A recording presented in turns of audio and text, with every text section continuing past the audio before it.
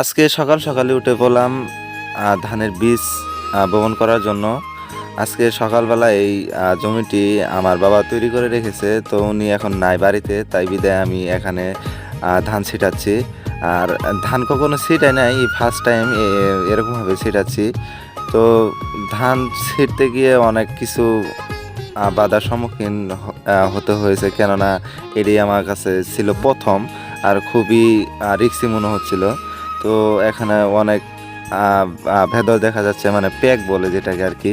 তো দেখতে থাকুন কিভাবে আসলে ধানের বীজ বপন করা হয়।